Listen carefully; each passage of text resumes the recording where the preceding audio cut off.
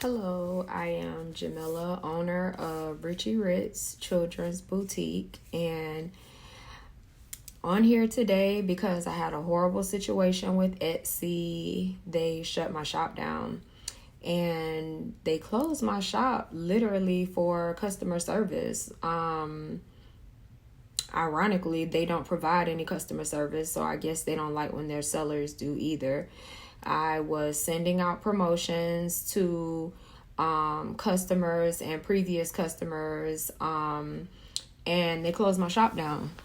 I woke up one morning, December the 27th, to my shop being closed down, and I had about 40 sales in my queue getting ready to ship, and literally lost, shop permanently closed, no way of reaching my customers, and just devastated. Like literally my business totally disappeared overnight. I had started on my website but hadn't actually got my website put up, and yeah, like everything lost. So I'm jumping on here today to try to help you if you're in that situation, to give you a little guidance on what you should do next. So for myself, I made all of these beautiful shoes. Lots of shoes. Okay. I also have bracelets. Little steel bangles, which these are also for customers, and just inventory on top of inventory. Shoes ready to ship, bracelets ready to ship, little tumblers ready to ship, and nobody to ship it to. Like literally just, what do I do next? And if that is you, I'm sure that you can fully relate to how I feel, especially if you are a seller who really did love your customers, love your customer base, provided excellent service to your customers. Then it's like not only are you losing your business, but you are also losing the sense of community around your business that you literally took the time to build on Etsy. So you take the time to build this sense of community around your business, and you're feeling like, okay, I found my home in Etsy, because you're having all of these customers, not realizing that you're building this business and you started this business, but it's almost like you're working for someone, and you really can't do your own thing. Not only are you dealing with the politics behind dealing with Etsy, but you're also dealing with jealous sellers, because when you come into a marketplace, there are people that already existed before you. So if you come in and you're better than those sellers, like your product looks better, you're actually creating this stuff on your own, which most sellers on Etsy are not creators. They are resellers. They're not on their creating this stuff on your own. So what a lot of these sellers have learned to do is report your listings. So basically, they will continue to report your listings, get your stuff taken down, and it is just a dirty, dirty, nasty game that a lot of sellers on Etsy play. And Etsy, literally, there is no process that so these other sellers constantly play this dirty game of getting your listings taken down. So if that is you and you have not had your Etsy store closed, but this is constantly happening to you, then you're going to want to get off on your own. Like, if this is not a hobby for you, if this is something that you love to do, you need to go ahead and look into opening your own website, which is actually better, which I will explain to you during this video. But if that is happening to you where your listings are being deactivated, it's coming.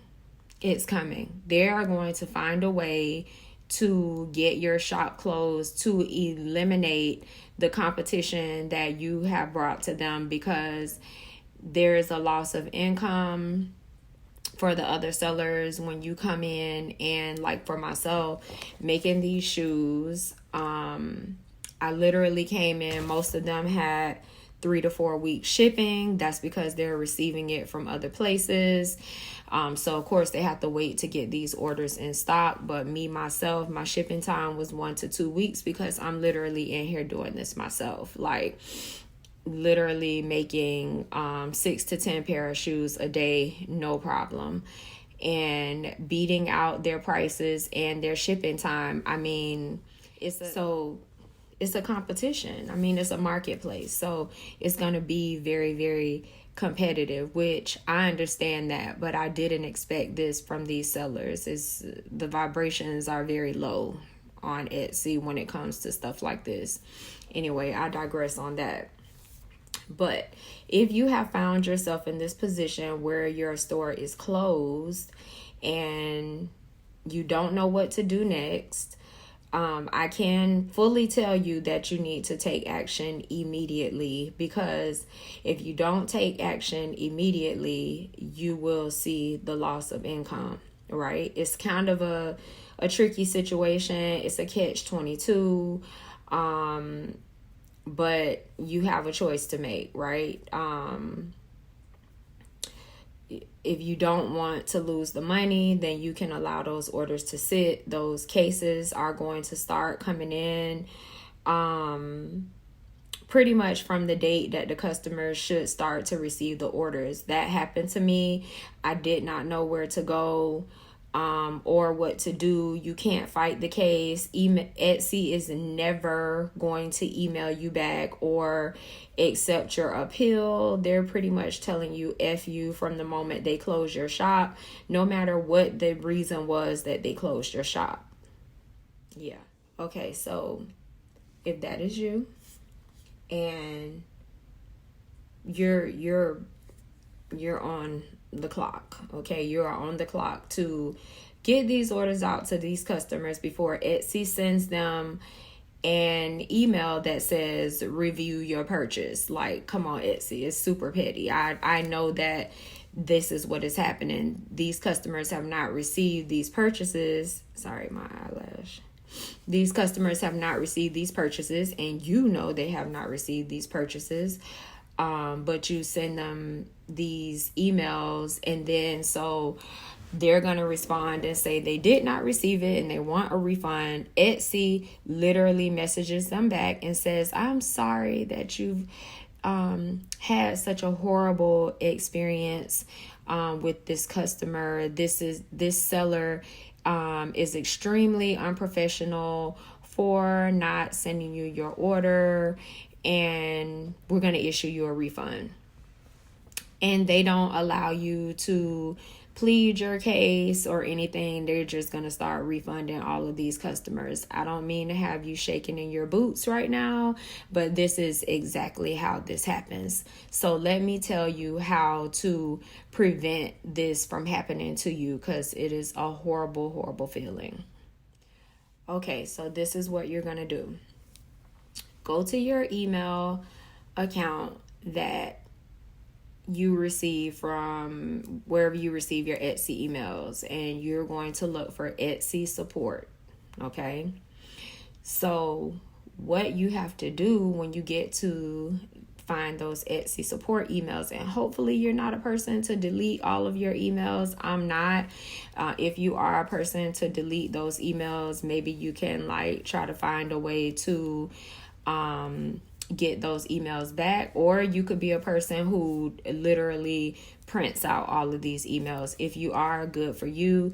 I was not, but I am not a person to delete my emails. I'm actually pretty bad about checking them, but in that situation, that has worked out to my benefit. In this situation, that has worked out to my benefit.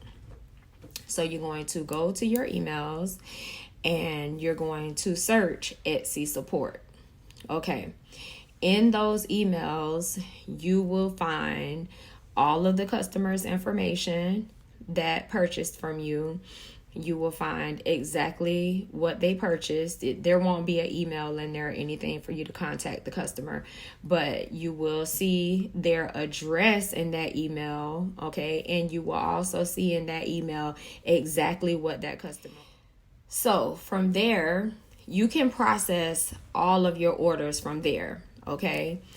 Now, for myself, I started going back, and it also shows you the customer's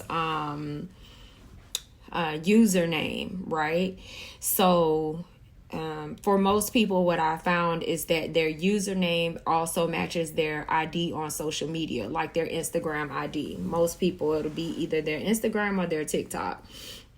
If you can't find them there, if it's like a, I hate to say older, but if it's an older person, they may not be on Instagram or TikTok, but you could find them by name on Facebook. So you can search the ID that you find, and if you don't find it on either one of those, you can find it on Facebook. For myself, I've been kind of lucky. For the ones that are on Instagram, I can find them. But the ones that are on Facebook, I kind of have to look at their pictures. Like one lady ordered 2 pair of Barbie shoes. And so it was a bunch of people under her name. But then I saw a lady that in her profile picture was her and her 2 little girls, and the sizes matched the sizes that she ordered. So I went in, I sent her a message and just explained to her what was going on, apologizing to her. So basically, I apologized to her, explained to her the situation, and then I let her know that I would still be filling her order. And I also let her know that I had my website up, and I told her that I would be sending out her order ASAP and send her shipping label to her Facebook Messenger. She was very understanding. Most customers you will find will be extremely understanding. They hate that this has happened to you, especially if you've been a really good seller. If you haven't been a good seller, I don't really know what type of response you will get. But for me, myself, I've always provided excellent customer service to my customers. I go above and beyond for my customers, and so therefore the response has been very good. So from there, I've just been processing these orders. The crazy part about it is, I mean, they could still go back and say that they didn't receive the order. There will be some dishonest people who will get your order and then say that they didn't receive it. You don't have any control over it. But for me, myself personally, I'll take my chance over, having to have all of my orders refunded. Like, I don't want that to happen. So sorry for the pauses. Like, I only have so much time before I have to start again. So basically, I would rather, 1 or 2 people tell a lie and say that they didn't get the order than for 40 people to say that they didn't get the order. You see what I'm saying? Like, that's a lot of money lost from your pocket. So yeah, log into that email. And once you log in, search Etsy support. And then from there, you can go through, search all of those orders, print them out. And then if you don't know how to purchase the shipping, you can get like a Stamps account. And through Stamps, you'll still receive similar pricing that you would have gotten on Etsy. So you just open the Stamps account, and then you just have to enter in the customer's information into the Stamps account. And that's how you can purchase the discounted shipping, just like you would purchase on Etsy. You don't have to go to the post office and purchase postage for each one of your customers. You could just do it via Stamps and walk in there with your mail ready to ship. So the next thing is, what do you do from the point that your Etsy shop has been closed? That is the part that's tricky. What do you do next? Myself, I opened up a website through WooCommerce, and of course, I'm starting all over again. But the blessing in it is I had actually downloaded my products from Etsy on my CSV. If you are a current seller and you're experiencing your listings being deactivated, you need to jump on and start downloading that CSV. If you don't know how to do it, just Google it. How do I download my CSV on Etsy? And it will tell you exactly how to do it. Do it now, because that will be your greatest asset if your store is shut down. Because you can take that and upload it to your new website, and all of your products will be there. You may have to tweak them a little bit, but at least you have all that information. Here's the awesome part about coming off of Etsy. Once you're on your own website, it's like a whole new world. Literally, once you open your own website, you can link to Facebook, Instagram, TikTok. All of your items will load. Your store is available for people to click and buy directly from social media. You never got that benefit from Etsy. Okay? And Pinterest.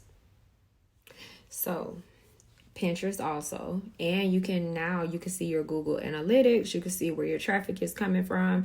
You can see who's searching your products, like their age, where they're from, just all of this information that you're not able to get from Etsy. So that's the benefit for me, that I know having to go through this process of building a website has really sucked, but the added benefit that I'm sure I will enjoy very soon is awesome. Like, there is not going to be any stop in the flow of traffic. Etsy will only give you so much business. They have to divide up the business. Okay, so you don't experience that anymore when you're on your own. So yeah, if this has happened to you, pick your head up. It's going to be okay. Now you're going to have to think outside of the box. You're not going to be able to open up another Etsy store, because the store is based off of your IP address, and it's just too much to go through to, reset your IP address and all of that. So pick your head up. It's going to be okay. You're not alone. You're not the first person that this has happened to. Just think outside of the box and get going. Good luck to you. Hope this video helps you.